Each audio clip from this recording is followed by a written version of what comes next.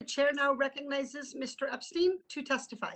Thank you for the honor of testifying before this committee. What I say today will shock many of you. My views on energy are indeed unconventional, but I hope you hear me out with an open mind since we share the same goal, which is a flourishing and prosperous Puerto Rico.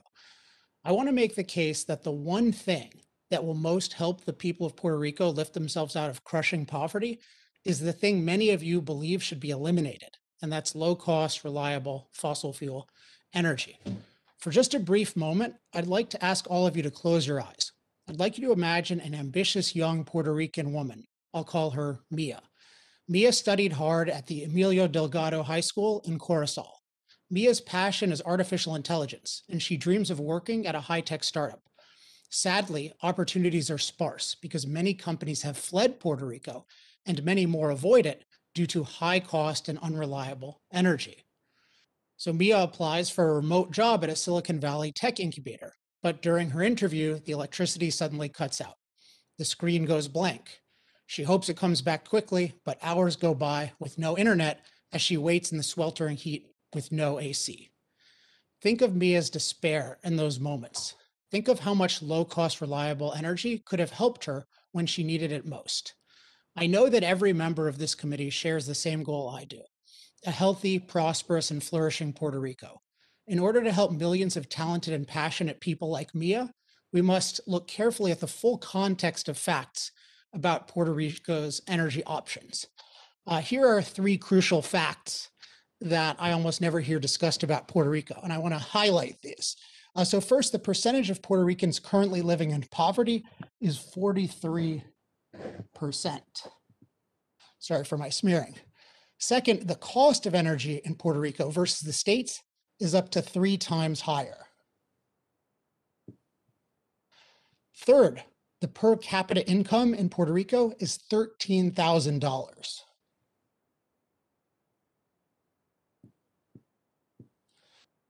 Honorable members, does it strike you as fair that someone earning $13,000 per year should be paying 3 times what you and I pay for the energy that powers our homes? I don't think that's fair, and I think you don't think it either. So, what's the solution? Well, while we're told that solar and wind can provide low-cost, reliable energy, nothing could be further from the truth. Because solar and wind are unreliable, they don't replace reliable power plants, they add to the cost of reliable power plants. The more wind and solar that grids use, the higher their electricity prices. German households have seen prices double in 20 years due to wasteful, unreliable solar and wind infrastructure. Their electricity prices are 3 times ours, which are already too high due to solar and wind. The only way for Puerto Rico to get low-cost, reliable electricity anytime soon is using low-cost, reliable fossil fuel energy sources like natural gas and coal, along with some massive regulatory reforms I discussed in my written testimony, such as scrapping the Jones Act. We owe it to the people of Puerto Rico to give them the full context, the benefits and drawbacks of all their options. This includes recognizing any real coal ash problems, but also recognizing that there are many solutions to coal ash used around the world that don't require shutting down power plants. Giving the people of Puerto Rico the full context also includes recognizing that fossil fuel CO2 emissions do impact climate, but it also includes being precise, not hysterical, about that impact. As I explain in my written testimony, there is climate change, but not a climate crisis, and certainly not one that justifies condemning generations of Puerto Ricans to endless poverty by denying them low-cost, reliable fossil fuel energy. The stakes could not be higher. I think about Eladia Davila, who was breathing with the help of a mechanical ventilator. During prolonged blackouts, her ventilator shut down, and tragically, she died. Her autopsy noted plainly that a ventilator, quote, does not work without power. Ladies and gentlemen, nothing works without power. Not the ventilators, not incubators, not farms, not schools, not the millions of brave and passionate people who want to provide for their families and live lives of dignity and opportunity. You have it in your power today to help Puerto Ricans gain the power, the low-cost, reliable power they need to escape crushing poverty. I hope that any of you who are interested in this mission will join me on a fact-finding trip to Puerto Rico in the coming weeks. We will have an honest, open discussion with Puerto Rican energy experts who are all too often left out of important policy discussions like this one. I would be honored to work with all of your offices, Democrat and Republican, to help the people of Puerto Rico flourish. I look forward to your questions, and thank you again for the opportunity to share my perspective with you. Can you describe the benefits that affordable, reliable energy has for communities in general?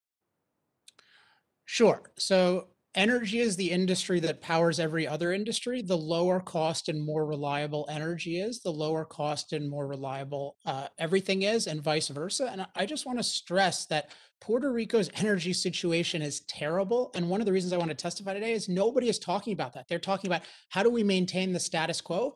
The status quo is terrible in Puerto Rico. It desperately needs more low cost, reliable energy. And just as one more comment, it doesn't seem like anybody here knows the actual facts. So I just want to stress what percentage right now, I cannot believe, I mean, I'm really disappointed that Representative Ocasio-Cortez talks about shutting down the coal plant tomorrow. I don't know if anyone knows what percentage of renewables the whole island is.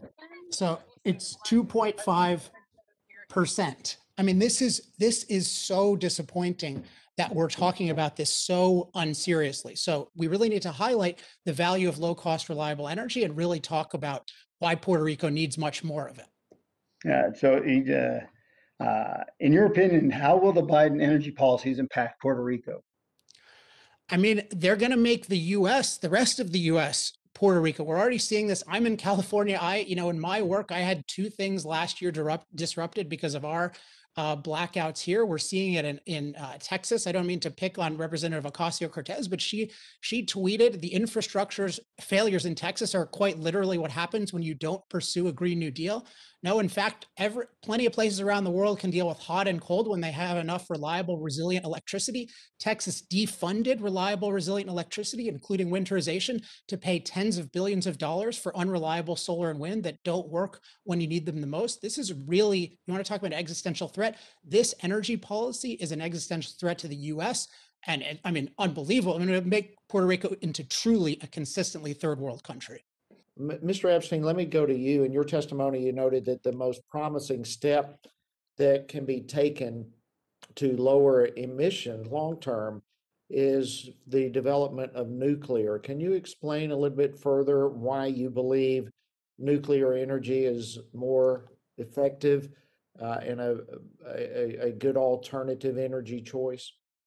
Sure. And I want to highlight it is so wrong that when we talk about potential alternatives to fossil fuels, nuclear is ruled out. You saw with the proposal of the Green New Deal, there was anti-nuclear, is insistent on renewable, which in practice means solar and wind. Renewable mandates usually exclude hydro as well. And this is totally the wrong approach. If you're looking for low carbon alternatives, you have to be open to everything. And unfortunately, the world is so anti-nuclear today that we're shutting down record amounts of nuclear capacity this year, even though everyone claims to care about CO2 emissions. So the thing with nuclear is nuclear provides extremely reliable on-demand power. Every grid in the world that works has on-demand power. Solar and wind and batteries, that does not exist anywhere as the basis for a grid. It only exists as parasites on reliable on-demand power. So if you're concerned about coal ash, first of all, you need to do real scientific studies that are systematic, not just anecdotes and correlations and that kind of thing. But if there's a real problem, we know how to solve coal ash problems. There are lots of ways to do that. And if you don't want to use coal in a given location, use natural gas, use nuclear. But the idea of mandating these unreliable solar and wind that make energy more expensive wherever they're used, and then just manipulating data to ignore that fact, that is just absolutely devastating for Puerto Rico and anywhere else it's applied. And also, I'd highlight in my testimony, this is being encouraged around the world by the US. We're telling India to do this, Indonesia to do this, places in Africa to do this, to try to eliminate fossil fuels when that's what they need to make their lives better. I think that's really shameful, and I hope it stops. Thank you. All right, Mr. Epstein, let me just go further what you were just talking about. You mentioned the need to consider the full context. So as we assess Puerto Rico's energy generation, what are the factors that we should consider to understand the full context of the consequences that would stem from closing the AES coal plant? Well, I mean, in general, we just need to recognize that fossil fuels are the only way for them to get low cost, reliable energy for the foreseeable future. They need far more of it. And there are very clear, well documented ways of using fossil fuels in clean and responsible ways. So the fact that there may be a problem with this particular plant, and again, that needs to be scientifically studied so you come with a solution, doesn't mean we should shut it down. It means we should deal with the problems there. But more broadly, get rid of all the bad regulations and limitations that are preventing Puerto Rico from having low cost, reliable energy and flourishing. Mr. Epstein, I'll toss this over to you for just a last question. Any additional thoughts on that concept of, are these mutually exclusive? It's madness in my mind. Like we can embrace these two concepts and approach that. I'll toss it over to you. Does Puerto Rico have affordable and reliable energy today if it's completely on renewable energy? And then anything else with respect to that concept of mutual exclusivity? I mean, for me, I think of it a little bit differently because I think the world just undervalues low cost, reliable energy. Again, this is fundamental to human flourishing. And this is something where it's desperately needed around the world. Low cost, reliable energy from fossil fuels. People here are talking about, they claim to care about life expectancy and health. It's driven down the rate of extreme poverty from over 40%. That's less than people making less than $2 a day to less than 10% in my lifetime since 1980. So it's so important, yet billions of people lack it. We still have 4.5 billion people living under $10 a day. So my view is the world needs way more energy. And yes, fortunately, we have modern technology that can produce it more and more cleanly. But to just look at the side effects of fossil fuels and to not look at the benefits, you are condemning people to poverty, you're condemning them to suffering, you're condemning them to danger. And I want to just remind everyone, a natural environment is not a good environment. Nature doesn't give us a clean, healthy environment. It gives us a very dirty and unhealthy environment. And we need low cost, reliable energy to make the world a very livable place. And those of us who benefit from that in the US should really have sympathy for those in Puerto Rico, let alone the rest of the world that's really, really poor. And we should be doing nothing to impede them from using the most cost-effective energy they can. I want to first ask, could they give me a very precise description of where the coal ash storage is in a place like Arroyo Barril in the Dominican Republic? I have some information regarding the illnesses in pregnant women and birth defects, but in terms of its magnitude, its impact, does anybody have any numbers regarding Arroyo Barril or Manzanillo in the DR in terms of the storage of coal ash?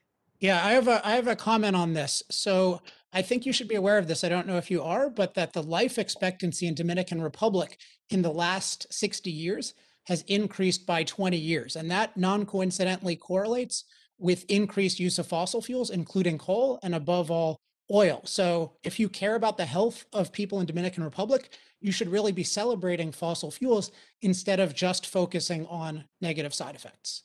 I don't know how we can celebrate pouring 20 years more life should be celebrated. Oh, that has nothing to do with that. It has to there. do with it with the betterment of the healthcare system. It has to do with increased investment and taking care of people. It has energy powers all of those. It has nothing to do with oil, fossil fuels. It has everything to. You should really. I'm happy to educate your office directly about this. It's very important. This is my time. I may add that the Punta Catalina plant is mired in a corruption scandal with the Odebrecht corruption scandal stemming from Brazil for bribery, for overpricing of the projects, and a bunch of people are getting ready to go to jail. So maybe if you feel that fossil fuels are and oil is so productive, you take a look at that, Mr. Epstein. That's corruption. It doesn't change the fact that the fuel is good. Don't interrupt me. Mr. Epstein, any final comments? Yeah, I want to reemphasize that low cost, reliable energy is crucial to health and just give this full context of facts. So again, 43% of people in Puerto Rico are in poverty. They pay 3 times more for energy, $13,000 a year per capita income.